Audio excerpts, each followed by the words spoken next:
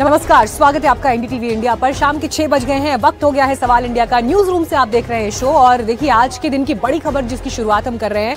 बिहार में देखिए चुनाव नतीजे आ गए हैं, लेकिन लालू परिवार में जिस तरह की स्थिति बनी हुई है उसको लेकर सवाल यह है कि यहां से आगे का रास्ता कहां जाता है।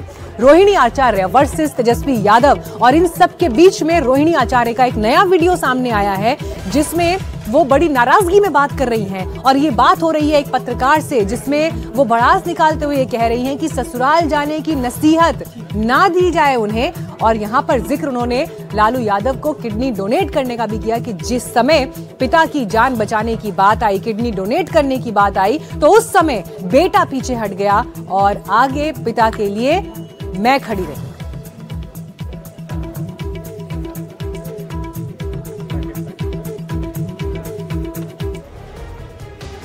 और आपको दिखाते हैं इस ऑडियो में रोहिणी आचार्य ने और क्या बातें की हैं जिनको देखकर आप समझ पाएंगे कि आने वाले दिनों में परिवार की ये कलह कितना बड़ा रूप लेने वाली है। हेलो, हाँ कौन ये कन्हैया बेलारी जी का नंबर है? हाँ बोल रहा हूँ। रोहिणी आचार्य बोल रहे हैं। हाँ बताया जाए। कल क्या आप बोल रहे थे टीवी पे? तो बोल ही रहा हूँ, तो सुन ही ली है यार। नहीं, आप अपने मुंह से हमको बताइए ना, क्या बोल रहे थे? कौन बोला था आपको बोलने के लिए? नहीं कोई नहीं बोला था। मैंने कहा, मैंने जो बोला ही है कि बेटियों का काम है अपने घर में रहना शादी के बाद में, यही बोला था। ठीक है, मेरे हिसाब किताब मेरा रखे हैं कि हम कितना बार अपने माँ बाप के घर में जाते हैं। नहीं मैडम, मैं इतना नहीं रखी। मैंने ये कहा इसमें अगर कोई गलत कहा हो तो कहिए, आप बताइए। नहीं, क्या मतलब? तक अपने नैहर में नहीं रहना चाहिए, मैंने यही कहा था। हाँ, तो कोई ज्यादा दिन मतलब कितना दिन होता है? 1 घंटा 2 घंटा कितना दिन का होता है? ज्यादा दिन बताइए आप। नहीं आप जितना आप, मेरा तो कहना यही था। आप चूंकि अभी लगता है आपकी तबीयत खराब है, आवाज भी नहीं आ रही है, मैं ये नंबर रख लेता हूँ आपको बाद में। नहीं, बाद में मेरा तबीयत बहुत ठीक है, आप बात कीजिए। बेटियों को कितना घंटा कितना दिन मायके में रहना चाहिए, खाली इसका हिसाब बताइए आप। पर्व त्योहार उत्सव पर शादी ब्याह में आना चाहिए, फिर चले जाना चाहिए। हम वहाँ पे बैठते हैं, हम आपके घर में बैठते हैं। यार मैंने जो लगा जवाब दिया, अगर इसमें आपको कोई ऑब्जेक्शन है, बुरा लगा तो वो दूसरी बात है। नहीं, हमको कोई बुरा नहीं लगा। हमको बुरा लगा कि आप मेरे माँ का नाम लेके बोले कि राबड़ी देवी से बात हुआ। कब बात हुआ है राबड़ी देवी से आपका? मैंने नाम लिया, किशनदर में नाम लिया। मेरा कहने का मतलब वो दूसरा था, आप दूसरा समझे। मैं थोड़े आपके खिलाफ हूँ। नहीं, मेरे खिलाफ के बात नहीं हो रहा। नहीं, यहाँ खिलाफ का बात नहीं हो रहा है। यहाँ बात हो रहा है, कि बेटियों को कुंडले मार के मायके में नहीं बैठना चाहिए था। आप बताइए, आपको कौन बोला ये सब बात?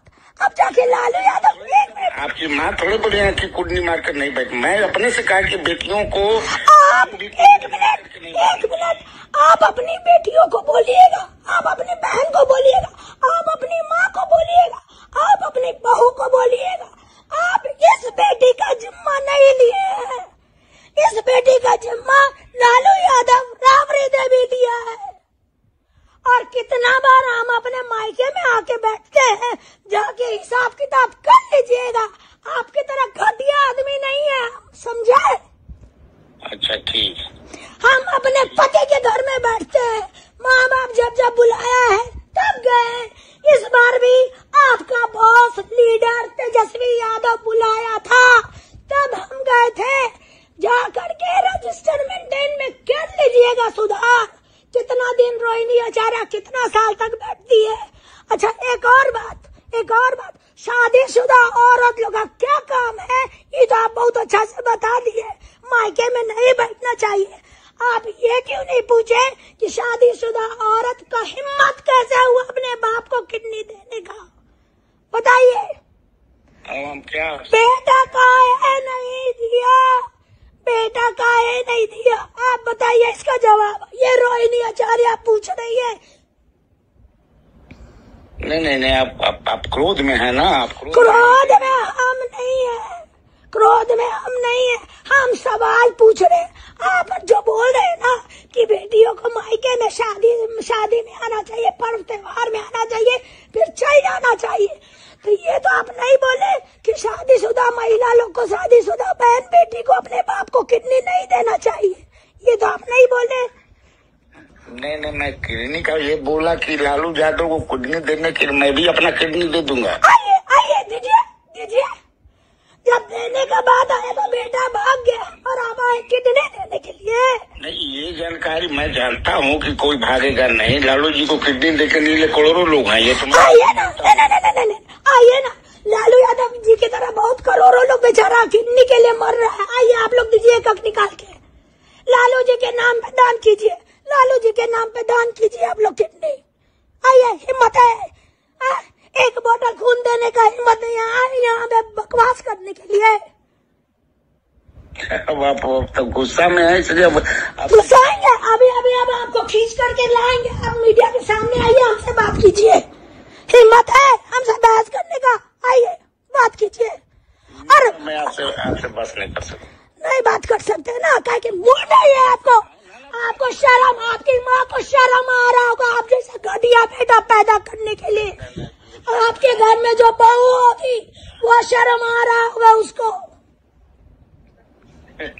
आप चूंकि गुस्सा में है, फिर बाद में बतियाइएगा। बाद में बतियाने लायक आप लोग नहीं है, आपको भगवान जी का ऊपर थप्पड़ पड़ेगा।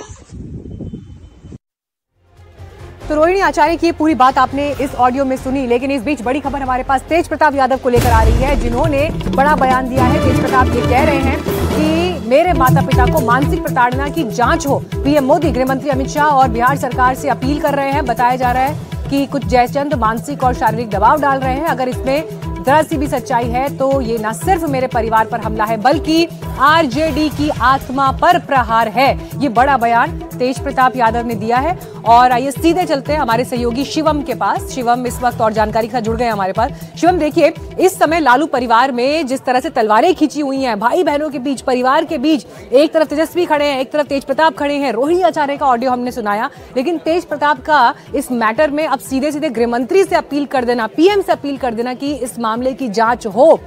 किस दिशा में जाता हुआ ये पूरा मामला दिखाई दे रहा है? जी, तेज प्रताप यादव अब अपनी बहन रोहिणी आचार्य के समर्थन में आ चुके हैं। रोहिणी आचार्य को लेकर तेज प्रताप यादव लगातार पोस्ट भी कर रहे हैं और जो बयान है वो भी सामने आ रहा है। तेज प्रताप यादव ने आज एक्स पोस्ट पर लिखा है कि अगर किसी भी प्रकार से मेरे माँ बाप को मानसिक और शारीरिक प्रताड़ना झेलनी पड़ रही है तो इसके जिम्मेदार सीधे तौर पर उन्होंने जयचंदों को कहा है। और जयचंदों में उन्होंने संजय यादव और रमीज खान का नाम उन्होंने साफ तौर पर लिखा है। और प्रधानमंत्री नरेंद्र मोदी, गृह मंत्री अमित शाह और बिहार सरकार से उन्होंने अपील की है कि इस मामले पर जांच होनी चाहिए और इन लोगों पर एफआईआर भी दर्ज होना चाहिए। एफआईआर दर्ज कर इन पर कार्रवाई होनी चाहिए। तो तेज प्रताप यादव अब सीधे तौर पर मांग कर रहे हैं कि मेरे माँ बाप को प्रताड़ना ना झेलना पड़े, इसकी जांच जो है वो बिहार सरकार और केंद्र सरकार कराए और अविलंब जो भी लोग इसमें दोषी हैं उन पर एफआईआर दर्ज हो और उन पर कार्रवाई हो। जी ठीक है, शुक्रिया शिवम इस जानकारी के लिए। अपडेट्स आपसे हम आगे लेते रहेंगे। लेकिन देखिए तेज प्रताप इससे पहले अलग पार्टी बनाकर चुनाव लड़ चुके हैं, हालांकि जीत तो दर्ज नहीं कर पाए, लेकिन सरकार को नैतिक समर्थन दे दिया है। और उस सब के बीच अब ये बयान उनका आने वाले दिनों में तेजस्वी यादव की यकीनन मुश्किलें बढ़ाएगा। तो देखिए एक तरफ नतीजे आ गए हैं, लेकिन उसके बावजूद भी चर्चा का विषय यहाँ पर लालू परिवार लगातार बना हुआ है। इस पूरे मामले में जहाँ पर रोहिणी आचार्य खिलाफ खड़ी हुई दिखाई दे रही हैं, आरोप लगा रही हैं कि उनका अपमान हुआ, परिवार में चप्पल फेंकी गई। तेजस्वी यादव ने इन आरोपों पर क्या जवाब दिया, सुनिए।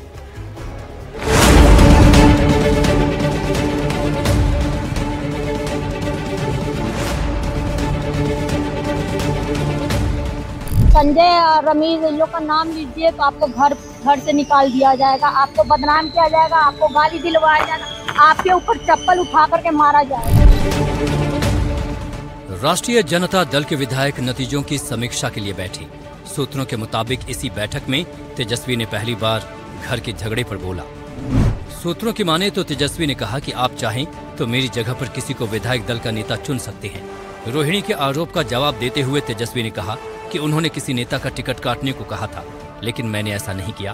तेजस्वी ने सवाल उठाया कि मुझे अपना परिवार देखना चाहिए या फिर पार्टी को देखना चाहिए। सूत्रों के मुताबिक खबर ये भी है कि विधायक दल की बैठक में बेटे की निराशा और हताशा पर लालू यादव एक्शन में आए। लालू ढाल बनकर खड़े हो गए और कहा तेजस्वी यादव विधानसभा में पार्टी का नेतृत्व जारी रखें। जाहिर है इस खबर के बाद विपक्ष भी चुटकी लेने से नहीं चूका। तो बात तो सही है कि लालू जी साथ दे रहे हैं तेजस्वी को, हालांकि बड़ा हीनियस एक तरह से मैं कहता हूँ क्राइम हुआ है। जिस प्रकार से रोहिणी आचार्य बोल करके गई है और सबसे कह रही है, तो इसमें तो इन लोगों को डूब मरना चाहिए। इसी बीच लालू प्रसाद के बड़े बेटे तेज प्रताप यादव का भी बयान सामने आया है। तेज प्रताप ने कहा कि हम किसी भी हालत में अपनी बहन का अपमान बर्दाश्त नहीं करेंगे। जयचंदों को इस दुर्व्यवहार का परिणाम जरूर चुकाना पड़ेगा। तेज प्रताप ने कहा कि हमारी रोहिणी दीदी के साथ जो दुर्व्यवहार जयचंदों द्वारा किया गया, इस घटना ने दिल को भीतर से झकझोर दिया है। मेरे साथ जो हुआ वो मैं सह गया, लेकिन मेरी बहन के साथ जो अपमान हुआ है वो किसी भी हाल में असहनीय है। तेज प्रताप ने ये भी कहा कि सुन लो जयचंदों, परिवार पर वार करोगे तो बिहार की जनता तुम्हें माफ नहीं करेगी।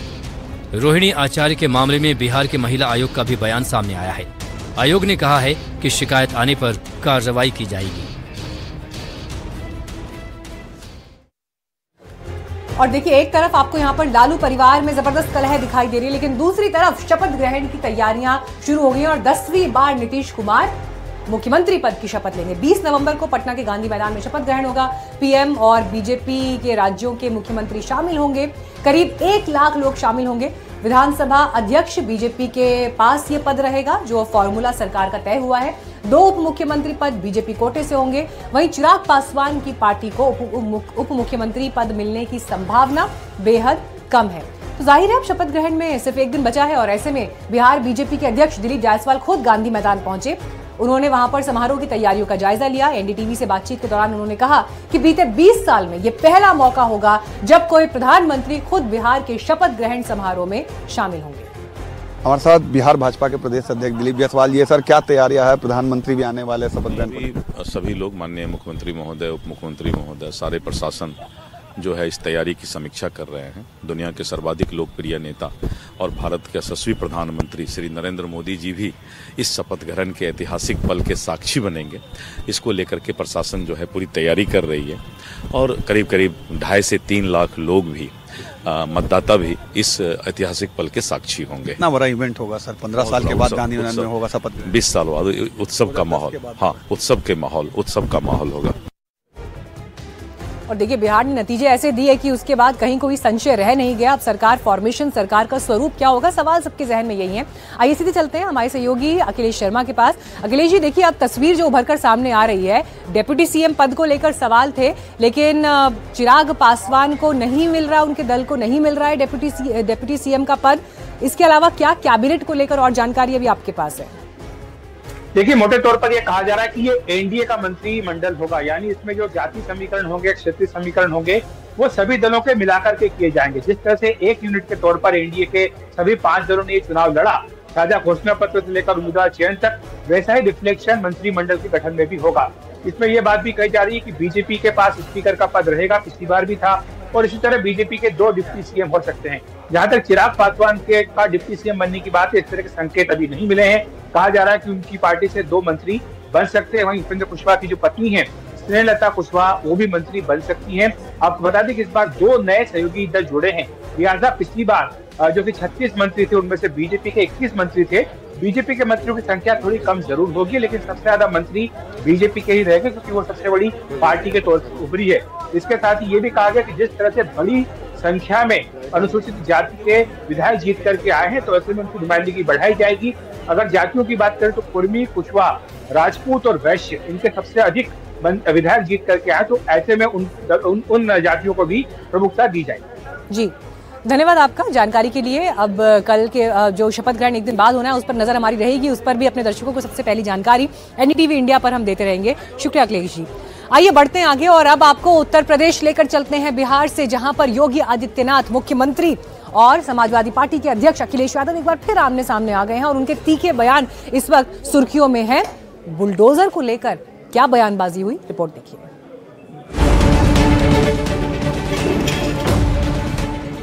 बुलडोजर जैसी क्षमता और दृढ़ प्रतिज्ञा जिसमें हो वही बुलडोजर चला सकता है।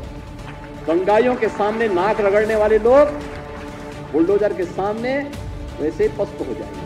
वो लोग इस्तेमाल करते हैं बुलडोजर का जो डिस्ट्रक्शन पसंद करते हैं, जो कॉन्स्टिट्यूशन पे भरोसा नहीं करते। योगी आदित्यनाथ और अखिलेश यादव फिर एक बार आमने सामने हैं। अखिलेश ने बुलडोजर पर सवाल उठाया है और योगी ने अपने तरीके से उसका जवाब भी दिया है। पहले सुनिए कि बात शुरू कहां से हुई। दरअसल लखनऊ में एक कार्यक्रम के दौरान योगी ने मर्सिडीज गाड़ी वालों का जिक्र करते हुए एक घटना को याद किया। लखनऊ में G20 की एक समिट थी। हम लोगों ने एक G20 रोड बनाया, उसकी सजावट की और सजावट करके वहां अच्छे गमले लगाए, CCTV कैमरे लगाए। मैंने एक दिन देख रहा था, मैं कुछ गमले गायब हो गए थे, तो मैंने देखा मर्सिडीज से आकर के गमला लेकर के जा रहे हैं। अब आप सोचो मर्सिडीज गाड़ी की कीमत क्या है और एक गमले की कीमत क्या होगी, लेकिन वो जल्दी जल्दी भरे जा रहा है। हमने कहा देखो पकड़ेंगे तो भी बेइज्जती है, पूरी सिटी की बेइज्जती होती है, और कार्रवाई न करें तो भी एक अच्छा कार्य जो किया गया है प्रशासन के द्वारा या व्यवस्था के द्वारा वह भी भंग हो रहा है। तो हमने कहा उनको बुला करके केवल फुटेज दिखा दो कि देखो भाई कुछ गमले हमारे गायब हुए हैं, CCTV फुटेज में आपकी गाड़ी आ रही है, आपका फोटो आ रहा है। अखिलेश ने योगी के इसी बयान पर चुटकी, लेकिन अब योगी आदित्यनाथ के अगले बयान में इसी तंज का जवाब ढूंढा जा रहा है। योगी ने फिर एक बार CCTV कैमरों का जिक्र करते हुए क्या कहा, जरा सुनिए। 13 लाख से अधिक CCTV कैमरे लगा करके उस पूरी की व्यवस्था को एकदम सुरक्षित बना दिया है। आज आप देखते होंगे पहले तो अपराध होता नहीं, लेकिन अगर कहीं छिनैती या लूट की घटना घटित हो गई तो कुछ ही घंटों में अपराधी जेल के शिकंजों में होता है और लंगड़ाता हुआ चलता हुआ दिखाई देता है। यह नया प्रदेश है जो अपराध को स्वीकार नहीं करता है और अपराधियों को यह दिखाने का प्रयास भी करता है कि अगर अपराध किया तो उसकी कीमत उसे चुकानी पड़ेगी। योगी ने पहले की सरकारों को भी निशाना बनाया। बोले पहले सबूत के अभाव में अपराधी मौज करते थे, अब तुरंत सबूत मिल जाते हैं। अब ऐसा नहीं कि कोई व्यक्ति अपराध करेगा, पीड़ित भटक रहा है, वर्षों से वह तड़प रहा है, अपराधी मौज मस्ती कर रहा है क्योंकि उसके खिलाफ साक्ष्य नहीं है और इसलिए वह बच निकलता है। लेकिन अब बचेगा नहीं, क्योंकि अपराध होने के कुछ ही घंटे के अंदर उसके खिलाफ पुख्ता साक्ष्य होगा। यूपी की कानून व्यवस्था सूबे में बड़ा मुद्दा है। योगी सरकार इस मुद्दे पर हमेशा समाजवादी पार्टी को कटघरे में खड़ा करती है। वैसे भी अब राज्य में चुनाव दूर नहीं है। आइए बढ़ते आगे, रुक करते हैं अगली खबर का। नक्सली कमांडर हिडमा ढेर कर दिया और गया, और उसके साथ ही लाल आतंक का 2 दशक का वो दौर खत्म हो गया जिसने कई राज्यों को अपनी चपेट में लिया था। और आपको बता दें NDTV इंडिया के ही कार्यक्रम में गृह मंत्री अमित शाह ने नक्सलवाद के खात्मे को लेकर जो डेडलाइन ली थी उस दिशा में ये एक बड़ा एक्शन रहा।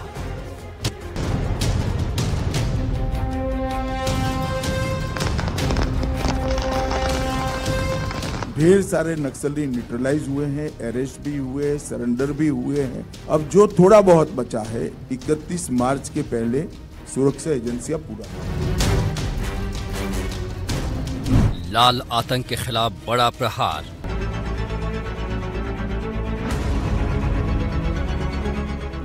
नक्सलियों का टॉप कमांडर हिडमा का एनकाउंटर।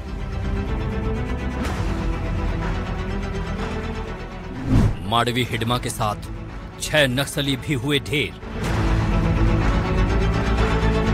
नक्सलियों के खिलाफ जारी ऑपरेशन में आज सुरक्षा बलों को सबसे बड़ी कामयाबी हासिल हुई।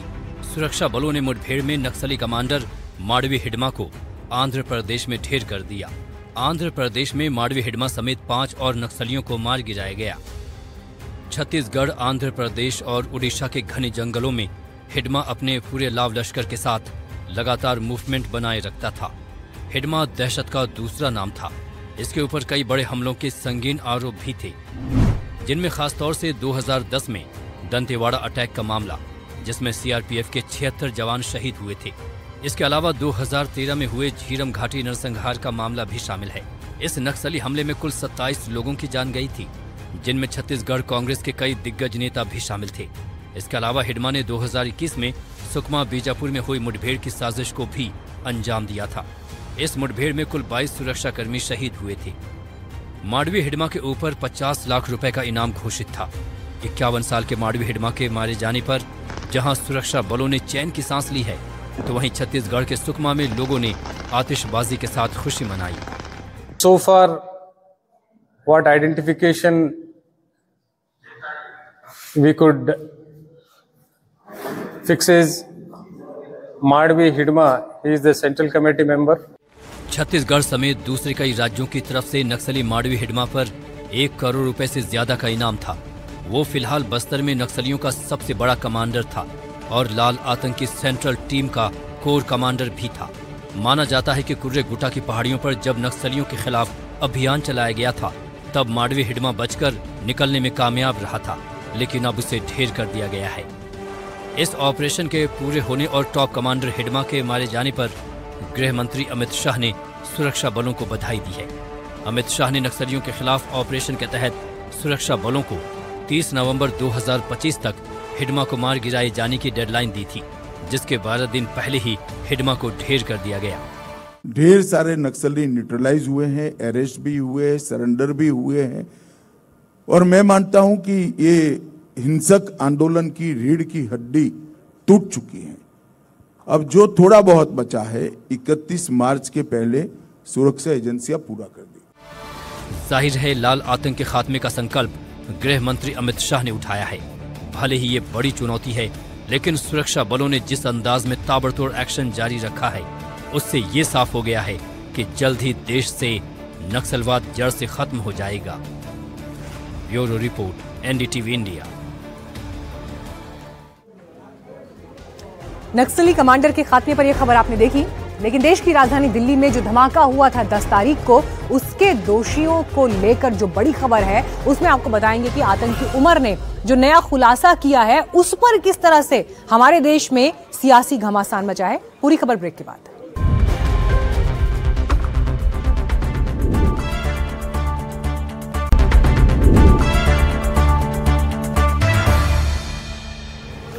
दिल्ली धमाके पर अब तक का सबसे बड़ा खुलासा हुआ है, और यह खुलासा करने वाला कोई और नहीं बल्कि खुद धमाकों का आरोपी आतंकी उमर है। उसका वीडियो जिसमें खुलासा है वो मैं आपको दिखाऊंगी। लेकिन आज हैरानी की बात यह है कि आतंकवाद जैसी घटना को लेकर भी हमारे देश में सियासी दल आमने सामने खड़े हैं। कांग्रेस के नेताओं ने जो बयान दिए, उदित राज जो कह रहे हैं, उन सब के बीच सवाल यही कि आतंकवाद को डिफेंड करने का चलन कहां लेकर जाएगा।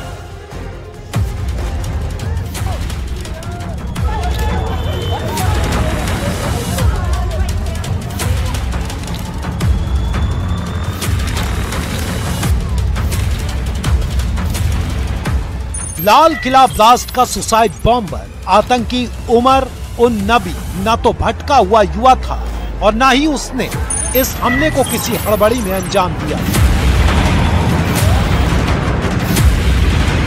बल्कि 10 नवंबर को हुआ धमाका बेहद सोची समझी और खतरनाक इरादों के साथ तैयार की गई साजिश।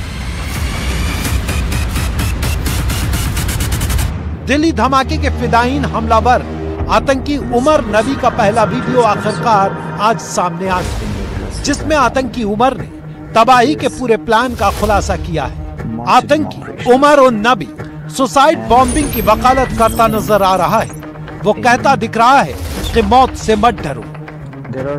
One of the very misunderstood concept is concept of what has been labeled as suicide bombing. फिदायीन अटैक को ये आतंकी जो तर्क देकर सही करार दे रहा है, उससे ये भी साफ हो रहा है कि टेरर मॉड्यूल में शामिल होने के पहले इसका पूरा ब्रेन वॉश किया गया होगा। तभी फिदायीन हमले को ये आतंकी शहादत का एक तरीका बता रहा है। It is martyrdom operations and it is being known in Islam. There are multiple contraindications, but there are multiple arguments that have been brought against it. आतंकी डॉक्टर यही नहीं रुकता, वो कहता है कि शहादत वो मिशन है जिसमें कोई शख्स ये मान लेता है कि उसकी मौत किसी खास जगह और मुफीद वक्त पर होगी। When a person presumes that he is going for sure die at a particular place at a particular time, he goes against the presumption that a particular is going to die in a particular situation. इन खतरनाक मंसूबों को यह आतंकी doctor जिस इत्मीनान से बयां कर रहा है, उसके पीछे इसने कभी ये न सोचा होगा कि लोगों की जान लेने से आखिर उसे क्या हासिल होगा। इस वीडियो में ये आतंकी आत्मघाती हमले को जायज ठहराता नजर आ रहा है। ये तो हुई उस आतंकी की बात जो फिदाइन हमले में मारा गया, लेकिन अब उस मानसिकता को भी जान लेना चाहिए जो ऐसी आतंकी सोच की पैरवी करती है। इस कड़ी में बयानों की कोई कमी नहीं है। विपक्ष की ज्यादातर पार्टियों के नेताओं ने ऐसे बयान जारी किए हैं जो आतंकी सोच पर तो मौन साध लेते हैं, लेकिन उनके खिलाफ होने वाले एक्शन को ही कटघरे में खड़ा कर देते हैं। सुनिए पहला बयान।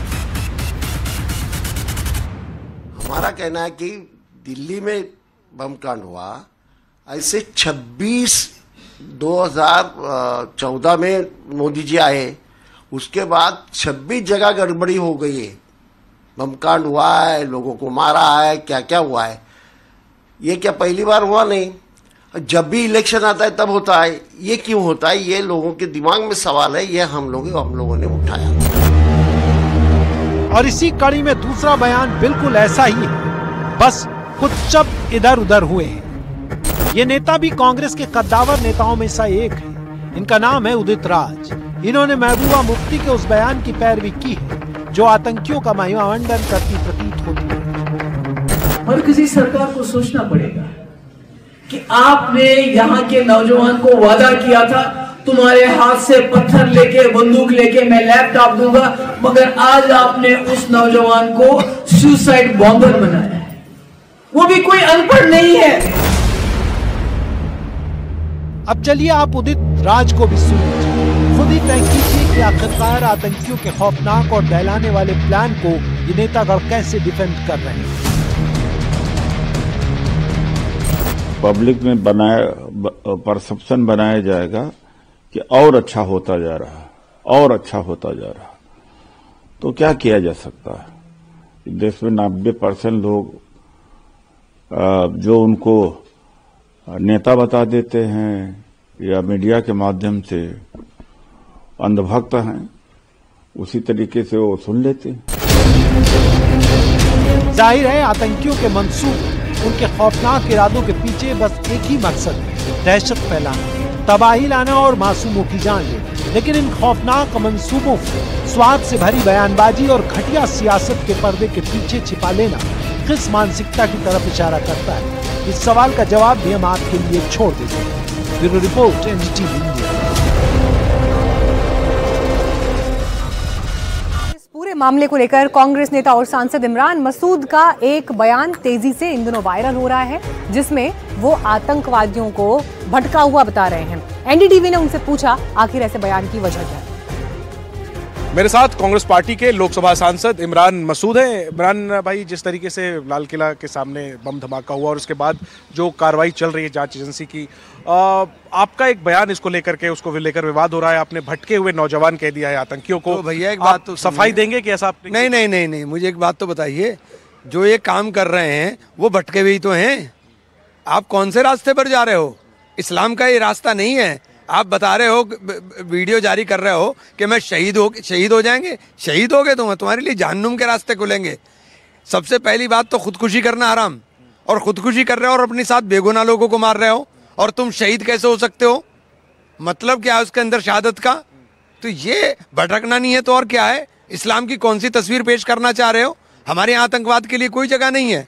इस्लाम के अंदर आतंक, और हमारा मजहब सिखाता है वतन के साथ मोहब्बत। तुम वतन के साथ गद्दारी कर रहे हो और बातें बतानी इधर उधर की। भाई वही सवाल है कि वतन के साथ गद्दारी करने वाले को आप भटका हुआ नौजवान क्यों कह रहे हैं? सवाल है। जो वतन के साथ गद्दारी कर रहा है वो भटक ही तो रहा है, और क्या कर रहा है? मुझे एक बात बताओ, आप उसके लिए शब्दों को पकड़ रहे हो मेरे मुंह में डालने के लिए। मैं सीधे सीधे कह रहा हूं। एतराज है कि इतना सॉफ्टली आप भटका हुआ नौजवान क्यों कह रहे हैं? सॉफ्ट लफ्ज है। भटकने वाले तो जहन्नुम का दरवाजा खोल रहा हूं मैं, भटका हुआ आप क्या बात कर रहे हो? वही सवाल। हाँ, मैं कह रहा हूं तुम्हारे लिए जहन्नुम का दरवाजा खुलेगा।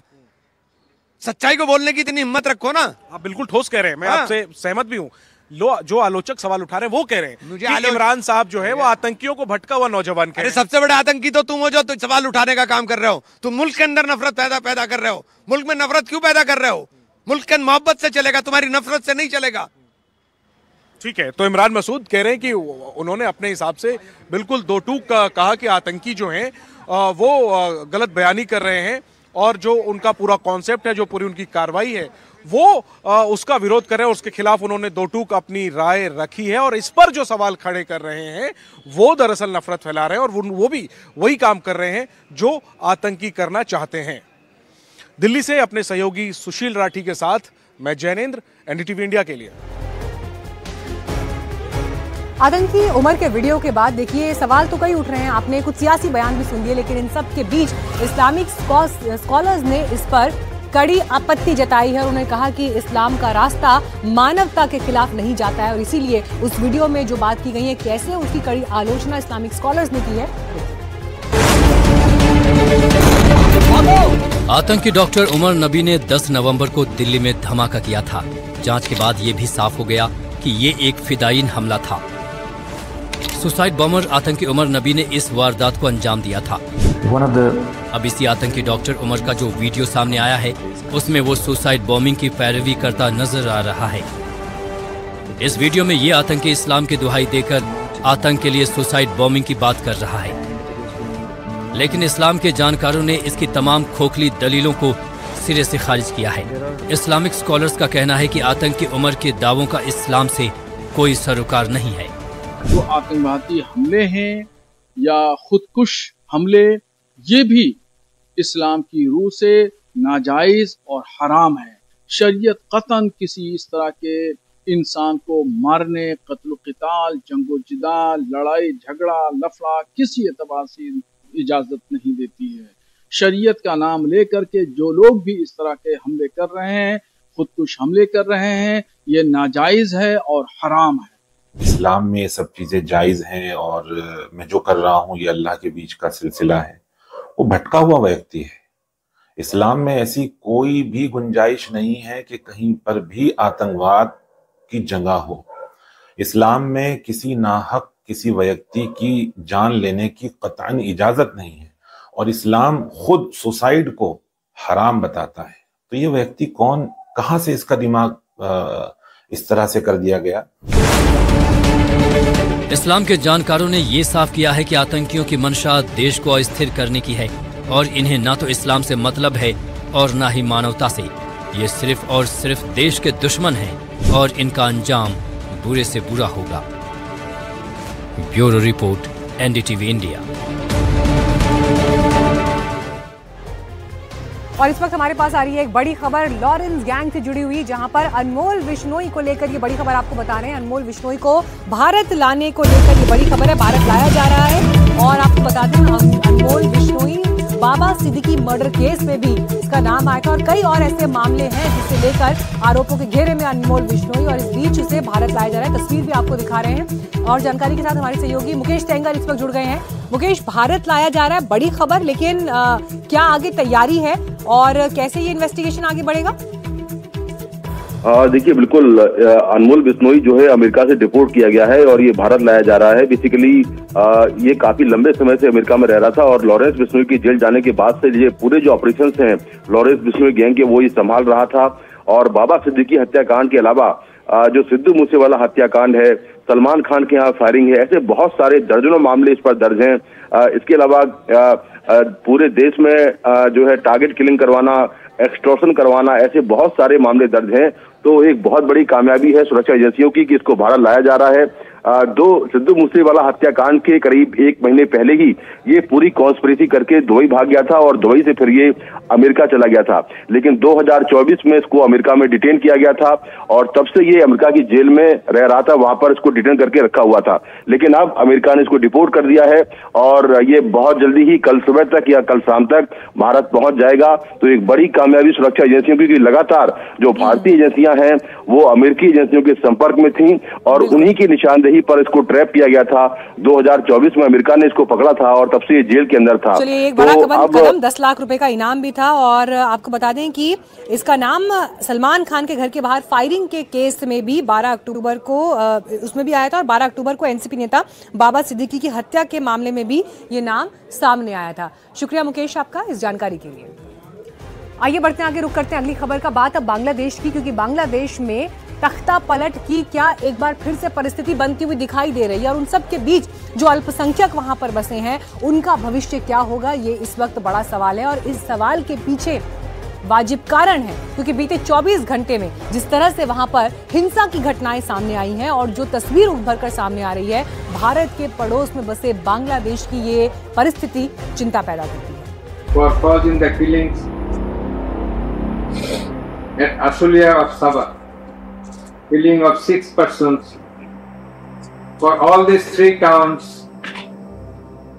we have decided to inflict her with only one sentence, that is sentence of death.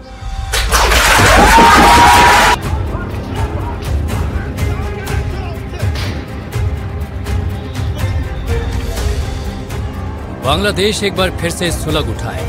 Bangladesh में एक बार फिर से हिंसा का दौर शुरू हो गया है। बांग्लादेश में एक बार फिर कट्टरपंथियों ने पूरे देश में आगजनी का नया राउंड शुरू कर दिया है।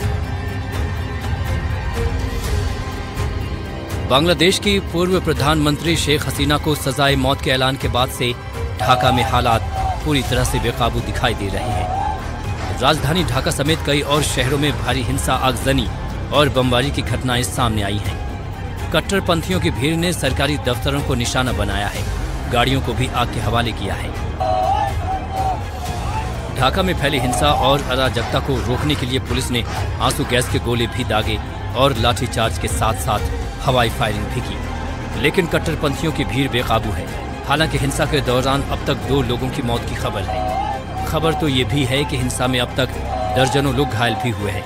प्रदर्शनकारी सड़कें बंद कर रहे हैं, जिनके खिलाफ पुलिस लगातार कार्रवाई कर रही है।